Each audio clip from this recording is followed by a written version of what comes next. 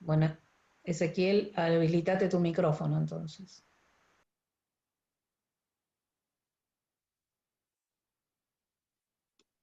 Bueno, buenas tardes. Gracias, Elena, por la invitación. Bueno, yo soy bibliotecólogo. Hace 28 años que estoy en el ámbito de las bibliotecas. He pasado por distintas bibliotecas nacionales, públicas, populares, y de hace 10 que estoy en escolares. Y yo soy miembro de la Junta de Estudios Históricos del barrio de San Nicolás. Y la historia siempre fue mi pasión, la historia, y sigue siendo de investigar.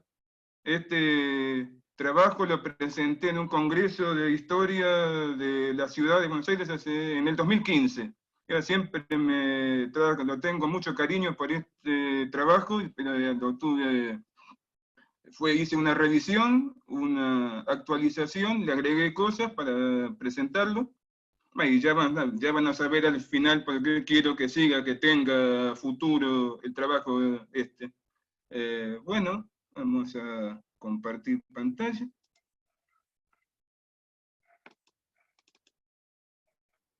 Eh,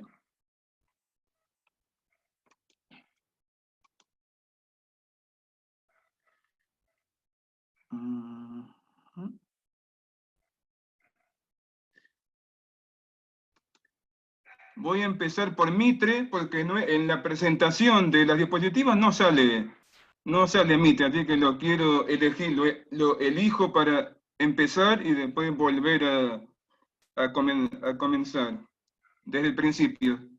Bueno, Mitre era del Partido Nacionalista, había sido presidente entre 1862 y 68 y se presenta nuevamente para suceder a Sarmiento. Mitre era partidario de la federalización de Buenos Aires.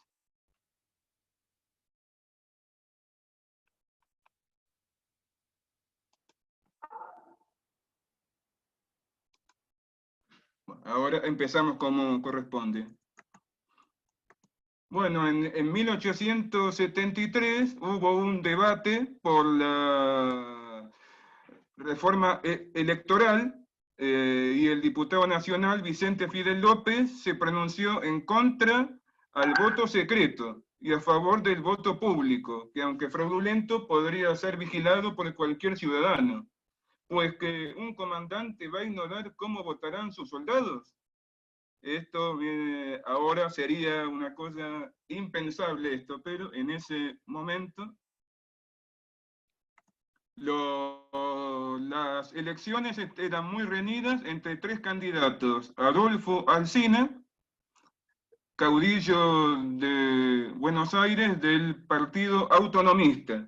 Él era partidario de mantener la autonomía de Buenos Aires, contrario a Mitre. Fue gobernador de la provincia de Buenos Aires entre 1866 y 68, después es vicepresidente de Sarmiento, y tiene en su cargo, mientras era gobernadora, Avellaneda como ministro de gobierno, que se encargaba de la justicia, instrucción pública. Avellaneda, hijo del gobernador de Tucumán, Marco Avellaneda, asesinado en Metán durante la época rosista. Él crea, para la campaña electoral, crea su Partido Nacionalista. Cuando el diario La Nación escribe una nota que era incompatible que ocupando un ministerio fuera candidato a la presidencia.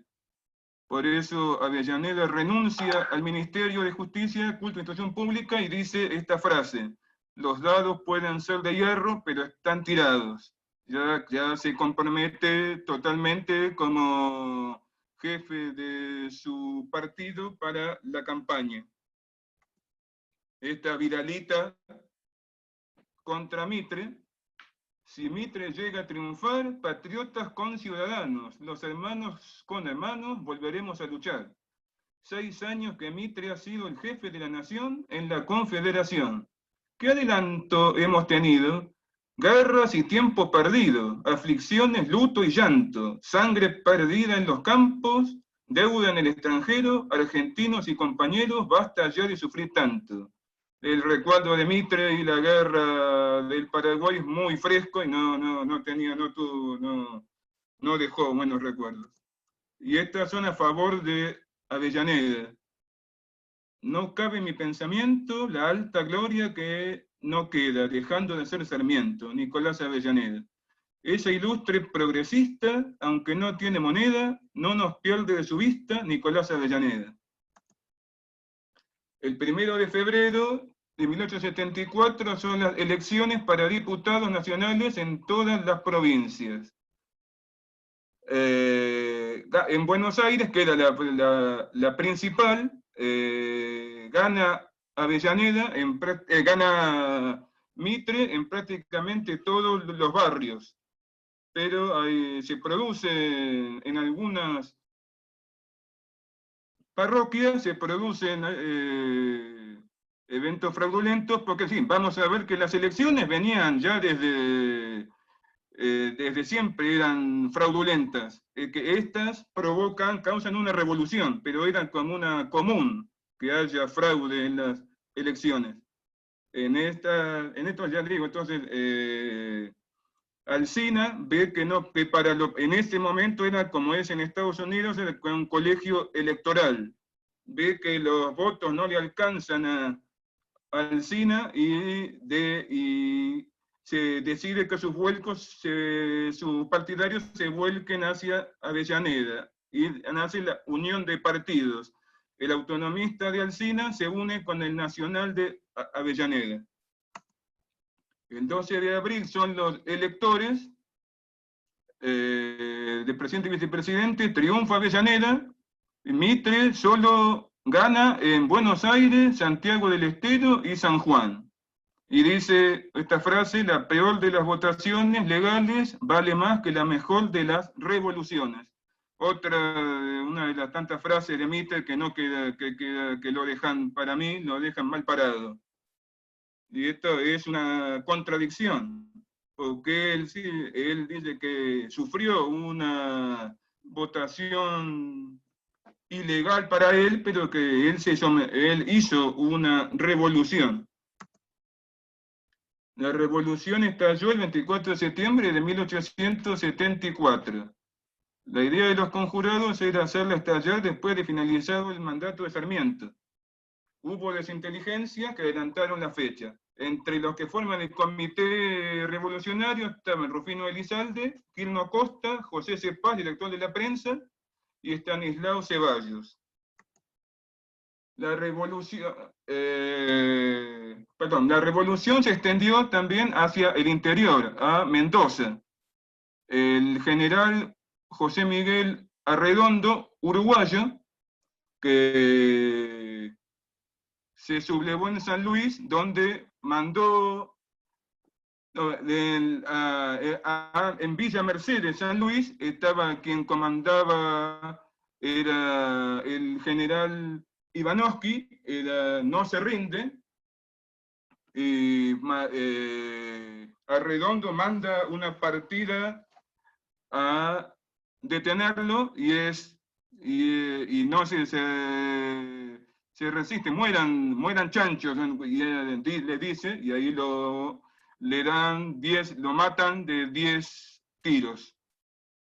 Arredondo entonces se dirige hacia Mendoza y ahí es derrotado por el coronel Roca en la batalla de Santa Rosa. Roca era coronel en ese momento y estaba la forma de ataque que tiene es de noche, por un sendero de noche que solo él conocía, va por un sendero para atacar a los de Arredondo por la retaguardia. Y le resulta exitoso Arredondo se rinde, y cuando Roca es ascendido en el campo de batalla a general. Cuando se entera que Arredondo va a ser sometido a un consejo de guerra y ser fusilado, lo deja escapar hacia Chile. Volviendo a la batalla de La Verde, en el partido de 9 de julio, este señor José Inocencio Arias era teniente coronel y lo mandó el gobierno contra los revolucionarios. Ahí se instalan en el casco de la estancia de La Verde, cavando fosas y hace alrededor de todo el casco de la estancia. Contaba con 800 hombres. Mitre contaba alrededor de 5.000. Cuando llega ahí a la estancia, manda a un parlamentario a intimarle rendición a Arias. Se niega, dice que dígale a su general que mis hombres y yo lucharemos hasta el final. Mitre decide mandar atacar frontalmente. Son olas y olas de infantería que chocan contra las defensas de Arias, que utilizaban los fusiles a repetición Remington, y fue una masacre que duraron de Arias, tuvo solamente 40 bajas, mientras de Mitre entre 300, 400, fue se diría una petit Curupaití. Ahí cae la estrella de Mitre, empieza a caer. Después de esto es llevado detenido a Luján, y ahí también iba a ser condenado a muerte, y Avellaneda lo indulta. En su detención, Mitre empieza a escribir las famosas historias del general San Martín. Este es el coronel Francisco Borges, el abuelo de Borges, que participó también de la batalla. Esta es la carta que le escribe Sarmiento a Borges. Mi estimado amigo, el general Arredondo, valiéndose de influencia sobre mi corazón. Así empezaba la carta. Sarmiento expone la encrucijada política y de traiciones del país y le pide al coronel Borges lealtad al gobierno, para el suyo y el recién ganado por Avellaneda, al que el coronel considera ilegítimo. Oiga a un amigo, si alguna vez prenda hubiese usted comprometido, yo le doy mi palabra de honor que ateniéndose en adelante a lo que el deber le prescribe y obedeciendo al gobierno, quedará usted en la misma posición. Cuando nos veamos, le mostraré los documentos en que los conspiradores, para dar seguidores y confianza a los que intentan seducir, consignan su nombre. La asonada se adelanta, el coronel entregó sus tropas al gobierno y se plegó a la revolución cuando Sarmiento dejó la presidencia. Porque la idea de los revolucionarios era hacerlo antes, cuando termine el periodo de Sarmiento, el 12 de octubre, pero se adelantó. En la batalla de La Verde, el ejército insurrecto fue derrotado y Francisco Borges se hizo matar, como lo refería su nieto Jorge Luis al cargar solo contra el enemigo. Este es el poema que escribe Borges al respecto. Es muy sentido. Lo dejó en el caballo en esa hora. Lo dejó en el caballo en esa hora crepuscular en que buscó la muerte. Que de todas las horas de su suerte, esta perdure amarga y vencedora. Avanza por el campo la blancura del caballo y del poncho. La paciente muerte acecha en los rifles. Tristemente, Francisco Borges va por la llanura, esto que lo cercaba la metralla. Esto que ve, la pampa desmedida, es lo que vio y oyó toda la vida. Esta es en lo cotidiano, en la batalla, alto lo dejó en su épico universo y casi no tocado por el verso. Y acá, esto es un texto extraído del libro croquis y siluetas militares de Eduardo Gutiérrez, el escritor de Juan Moreira. Y avanzaba tranquilamente con sus brazos cruzados y la fisonomía iluminada por una expresión de melancólica bravura. Algunos pasos más y el coronel Borges cayó para no levantarse más, con 2 terribles heridas, ambas mortales. Fue su leal ayudante, León Rivera, quien lo sacó del campo de batalla para que su cadáver no quedara entre el enemigo. 2 días después, el coronel Lagos recogía en el 9 de julio el cadáver del coronel Borges, que conducía retobado en un cuero, el ayudante Rivera, y le daba sepultura en el panteón construido allí para el comandante Heredia. Triste coincidencia, hablando una tarde sobre el destino de los hombres y ponderando algunos la posición que a fuerza de constancia y de bravura se había conquistado, dijo coronel Borges. Nadie sabe el fin que puede tener. ¿Quién sabe si algún día no me matan por ahí y me dan por tumba un cuero para retobarme?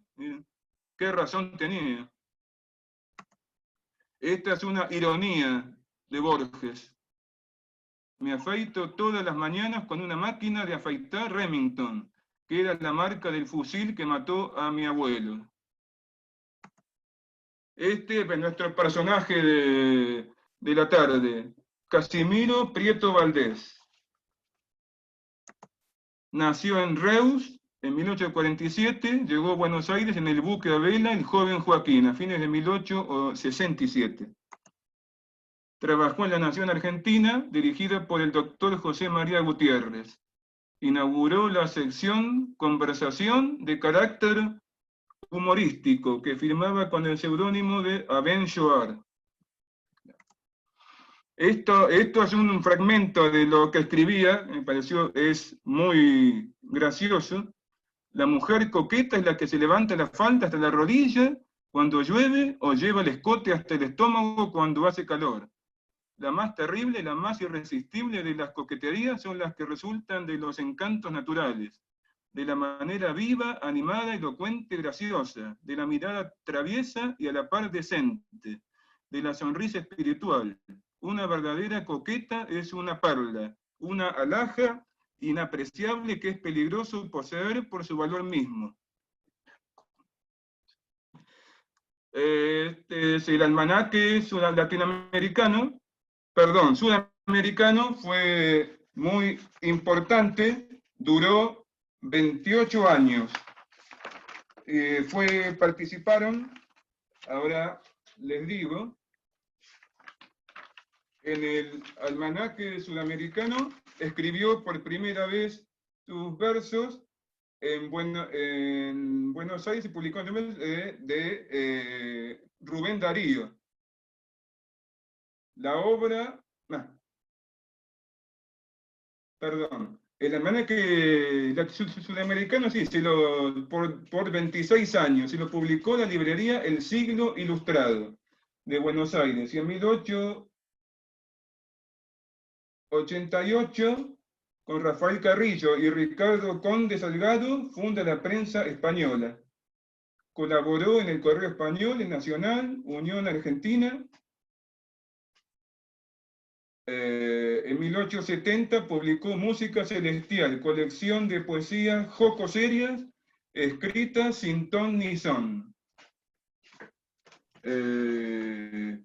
Ezequiel, sí. Nos quedan 4 minutos, entonces yo te propongo y le propongo a los que están en la sala que terminemos esta reunión acá y volvemos a entrar con el mismo link para que continúes la última parte toda continuada de Casimiro. ¿Te parece? Está bien, perfecto. A todos los demás, Perfecto. Entonces voy a finalizar esta reunión y entramos con el mismo link nuevamente. Bueno, los esperamos entonces.